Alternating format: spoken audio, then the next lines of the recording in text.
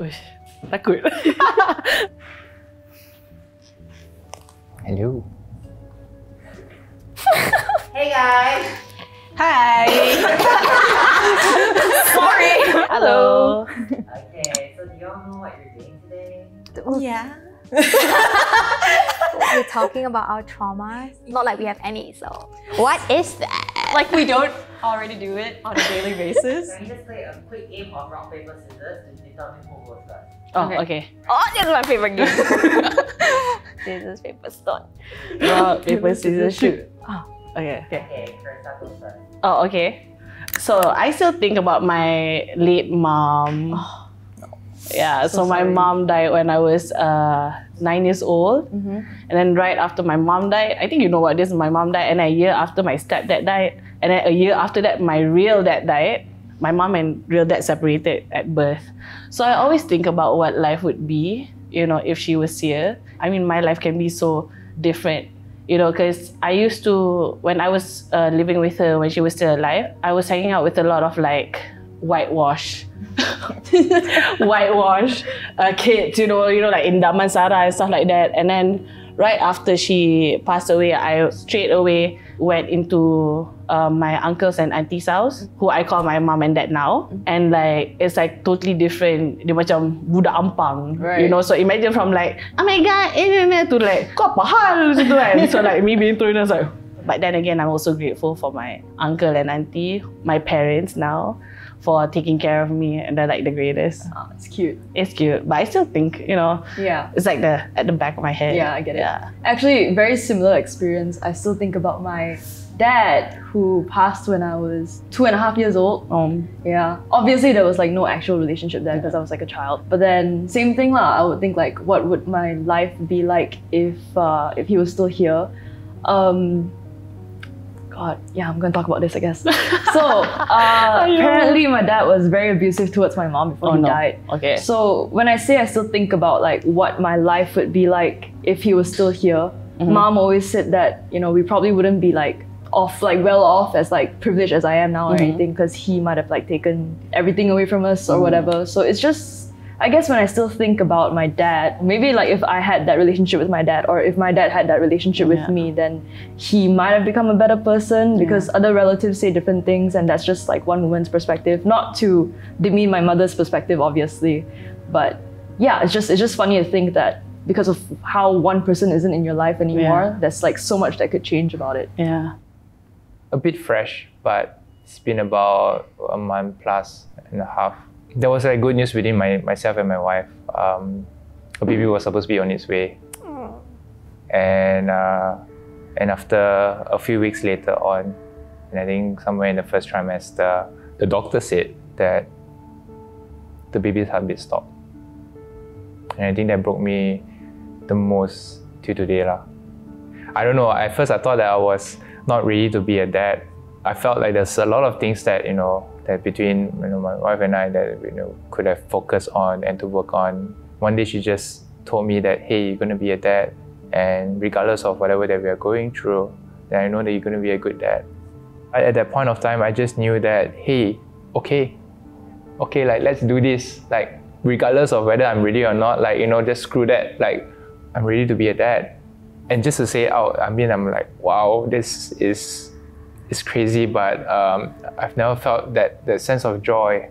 I guess it was just unfortunate that the baby's heartbeat stopped, and when we lost it, everyone that was close to us was giving us encouragement and said that you can always just try again. And true enough, yes, you can always try again. But I think I would never stop forgetting about this little one who was supposed to make it into this world, but didn't. Yeah. Sorry. It's okay. I'm gonna say have cried in the past week. I guess it's like residual tears from my dog. Kim, finish the sentence for me. A dog passed away recently, all of a sudden. Moving on. I don't want to cry already. He was a cute dog. Yeah, I think it's just how sudden it was, because he was 11, and usually for his breed, he's a toy poodle. They're expected to live up to maybe 13-15 years. He was showing no signs of any illnesses. He was totally fine the day before, and he basically just kind of died in the corner of my mom's room in the middle of the night. And like, my dad was outstation, my brother wasn't at home, so it was actually just me and my mom. So she woke me up at like 6 in the morning, and I guess it's just like, because my dog was very close to me and my mom. So it was just like kind of the look on my mom's face when she woke me up. I knew that she also kind of didn't want to say it, because the moment she says it, I guess she kind of realizes that it's a reality. Sometimes I still, I guess, think about him. I mean, I've had him since I was like, what, 16? Yeah. Younger, I think. He's just a really like, I don't know, like, he's just got a, you know, like every dog has their own personality. He has like a super funny personality one. So yeah, sometimes when I think about it, I just kind of miss him. Yeah. Moving on. There's one I know I want to do. Okay. But I don't feel like doing. Do it! Okay. Shit. Don't cry. Don't cry. I'm scared. I'm scared. It's so hard to say out.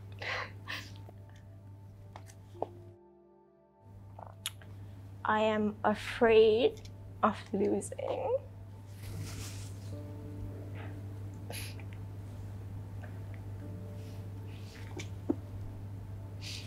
Oh, it's hard. Yeah. And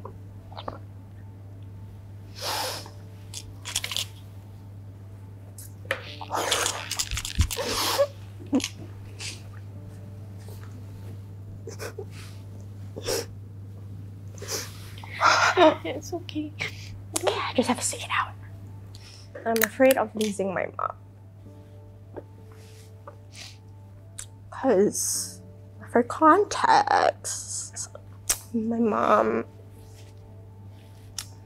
has stage 4 cancer, and she's been dealing with it the past 2 years. I mean, like, she had it and then it was all okay, and then this year it came back and it's more aggressive, and so she's been going for treatment, like chemo and all. But yeah, it's scary because, you know, like with these things, you always like think of the worst, right? And so I don't know how to deal with it.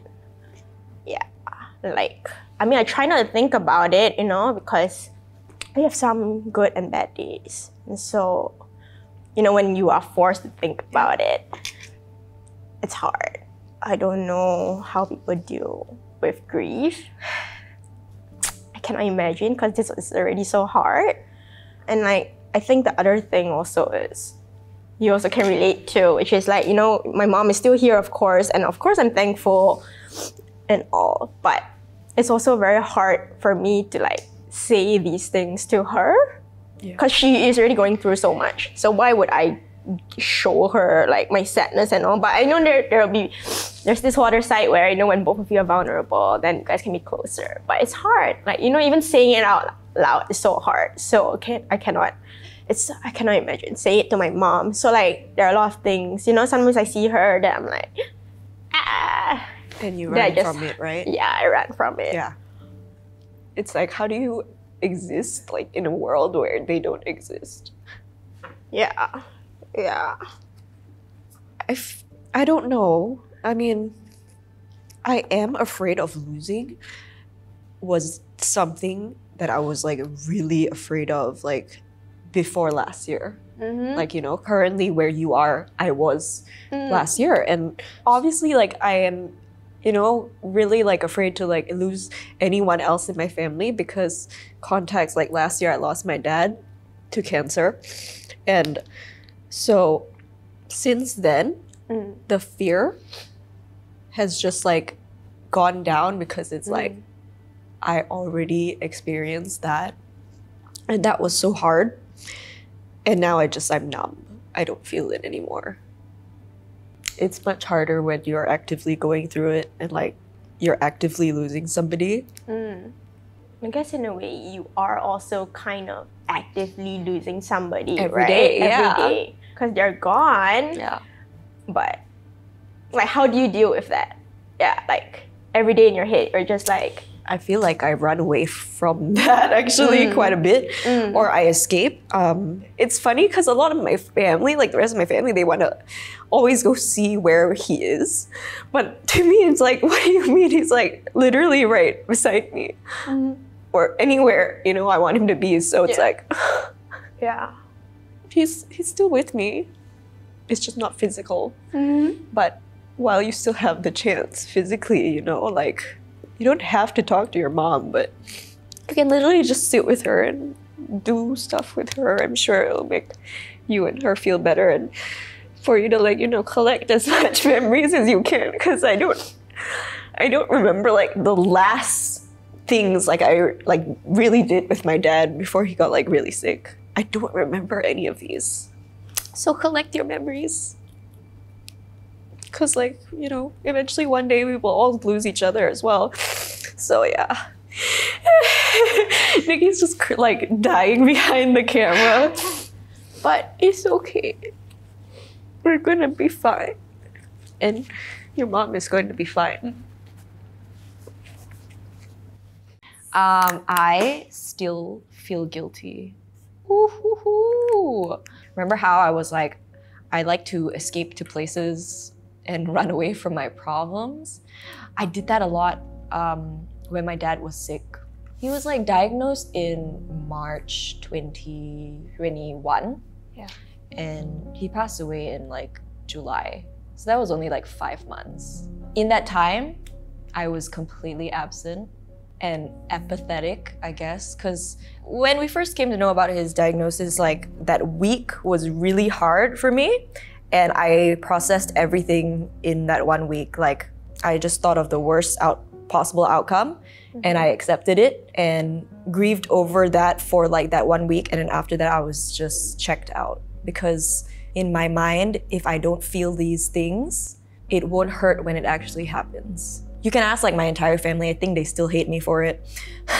But the guilt that I have for not being there and not being present and not like, giving my dad like the love and care that he like wanted so much from me, that guilt I will carry for the rest of my life. And like, I know in that moment, like, I know I was going to feel this for the rest of my life, but I still had to do it because it was like self-preservation. Like, I had to protect myself because I know this is going to happen. If I do everything and if I give all of me, I'm going to be completely shattered and dead by the end of it. It's like, my sisters, they gave their everything. And the day like my dad died, I just watched them die with him.